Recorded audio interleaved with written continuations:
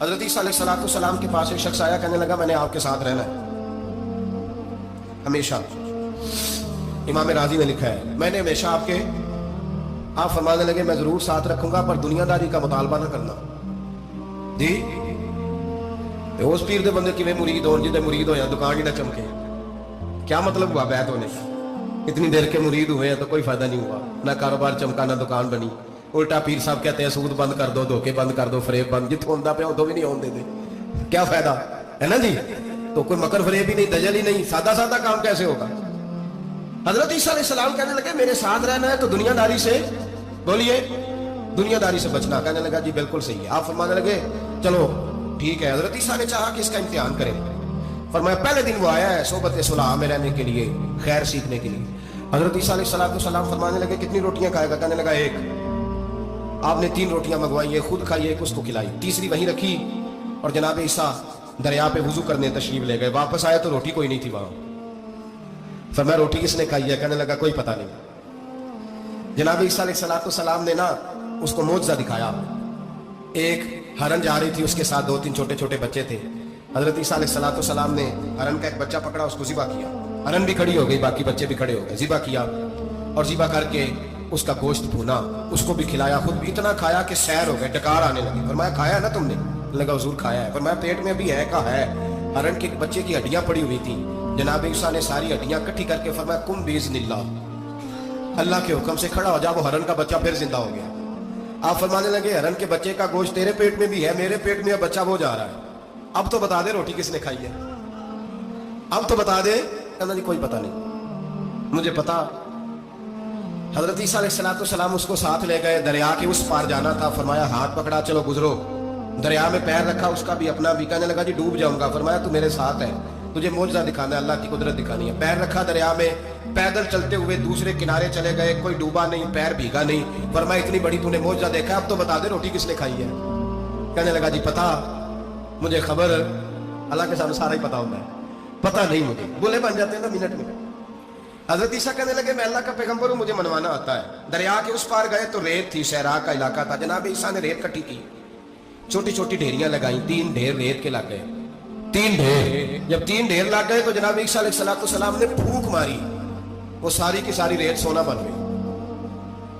حضرت عیسیٰ علیہ السلام کہنے لگے یہ 3 حصے ہیں سونے کے، ایک حصہ میرا ہے، ایک تیرا ہے، اور تیسرا اس کا جس نے تیسری روٹی کھائی ہے۔ کہنے لگا جی میں نہیں کھائی ہے۔ تیسرا حصہ اس کا جس نے تیسری روٹی کھائی۔ کہنے لگا جی روٹی؟ فوراً مان گیا، بے قدرہ کچھ قدر نہ جاتی، کیتی خوب تسلی ہو، اے دنیا دار پجاری زردے کتیاں دے گل ٹلی ہو، میں نہیں کھائی ہے۔ میاں صاحب کمال کر گئے، اور ایک شخص لے گیا میاں محمد بخش علیہ رحمہ کو تانگے پہ بٹھا کے، کہنے لگا یہ پہلی بھی میری، وہ بھی میری، وہ باغ بھی میرا، یہ میرے چاچے کی، وہ میرے تائے کی، یہ میرے دادے کی، بڑے مالدار ہیں۔ آپ فرمانے لگے چل چھوڑ کوئی اور بات بھی کر۔ نہیں جی نہیں، وہ فلانی شے بھی میری۔ آپ فرمانے لگے یہ بتا تجھ سے پہلے کس کی تھی؟ کہنے لگا فلانے سے خریدی ہے۔ فرمایا اس سے پہلے کس کی تھی؟ چپ کر گیا۔ آپ فرمانے لگے دانش منداں دا کم نہ ہی دل دنیا دا لاڑا، اس روٹی کئی خامد کیتے، جو کیتا سو کھانا، چھوڑ اس کی بات نہ سنا، اس کا تو کبھی کوئی مالک ہوتا ہے کبھی کوئی ہوتا ہے۔ کہنے لگا جی میں نہیں کھائی ہے روٹی۔ تو حضرت عیسیٰ کہنے لگے تو نے ظلم کیا، نبی کی صحبت پر تو نے ایک روٹی کو فوقیت دی، ایک روٹی، اور مجھے دھوکہ دیا اللہ کے پیغمبر کو۔ فرمایا جا میں نے مال کا کیا کرنا ہے، سارا ہی سونا تیرا ہے، 3 ڈھیریاں تو ہی رکھ لے۔ حضرت عیسیٰ کہہ کے گزرے تو پیچھے سے ڈاکو آ گئے، تلواریں ہاتھ میں، 2 ڈاکو، سونا پڑا ہوا دیکھا۔ کہنے لگے تیرا ہے؟ کہ میرا ہے۔ اٹھ دوڑ جا تجھے قتل کر دے گا۔ منت کرنے لگا، کہنے لگا یار اس طرح کرو نا، بانٹ کے کھاتے ہیں، بانٹ کے کھا لیتے ہیں۔ بات طے ہو گئی، ایک ایک ڈھیری کے مالک ہو گئے۔ اب وہ بات چیت ہونے لگی، نام پتہ واقفیت ہو گئی، تعارف ہو گیا۔ اب وہ جو 2 ڈاکو تھے ان کو وہ شخص کہنے لگا بھوک لگی ہے یار کو روٹی کھاؤ، کچھ پیسے دے کے ایک کو بھیجا۔ وہ جو 2 ڈاکو تھے ان میں سے جو کمزور تھا اس کو بھیجا کہ جاؤ کھانا لے کے آؤ۔ وہ کھانا لینے گیا تو پیچھے سے کہنے لگا تیرا رشتہ دار ہے؟ کہا نہیں، کوئی تعلق؟ کہنے لگا کوئی نہیں۔ آدھا حصہ کیوں دیتے ہو؟ کہنے لگے کمزور سا بندہ ہے، روٹی شوٹی لا دیتا ہے، میرے کام شام کرتا ہے، تمہیں اس کو آدھا۔ اس نے کہا دفع کرو، چھوٹے چھوٹے کام کرتا ہے، تم آدھا حصہ دیتے ہو، آتا تو پکڑ کے قتل کر دیتے ہیں، سونا آدھا آدھا بانٹیں گے۔ ٹھیک ہو گیا جی۔ وہ جو روٹی لینے گیا تھا وہ بھی کہنے لگا مجھے تو نوکر سمجھا ہوا ہے نا، کھانے میں لاؤں، پانی میں لاؤں، بستر میں بچھاؤں، آج اتنا سونا ہاتھ آیا، بڑا ڈاکہ لگا، ان کو قتل کرتا ہوں نا دونوں کو، تو سونا میں قبضے میں کرتا ہوں۔ اس نے بھی دھوکہ دینے کا ارادہ کیا، کھانے میں زہر ملایا، इमाम राजी फरमाते हैं वो जहर मिला खाना लेके पहुंचा, रोटी रखी थी, इन दोनों ने यक बार की हमला किया, उसे कत्ल कर दिया। कत्ल करके लाश दरिया में फेंकी, मस्त होके खाने लगे। जब सैर हुए तो फिर पेट कटने लगा, अंतड़ियां टूटने लगी, नाक मुंह कान हर चीज से खून निकलने लगा।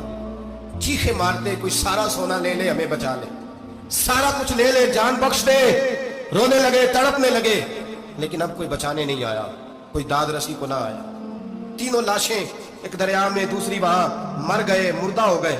हजरत ईसा अलैहिस्सलाम चंद घंटों के बाद गुजरे तो लोगों ने कहा हुजूर ये क्या है? फरमाया दुनियादारी का अंजाम, लालच का अंजाम, धोखे का अंजाम, फरेब का अंजाम। ओ भाई बीमारी लग गई सेठ साहब को, मालदार साहब को, चौधरी साहब बीमार हो गए, करोड़ों रुपया पड़ा है तिजोरी में, लेकिन शिफा कभी खरीदी नहीं जा सकती, सेहत किसी दुकान से मिलती नहीं, धोखे से इकट्ठा किया हुआ माल वो पड़ा है सामने, लेकिन इसके मुंह से चंद निवाले नहीं उतर रहे। जिंदगी जो धोखे से लोग माल इकट्ठा करते हैं, फरेब से इकट्ठा करते हैं।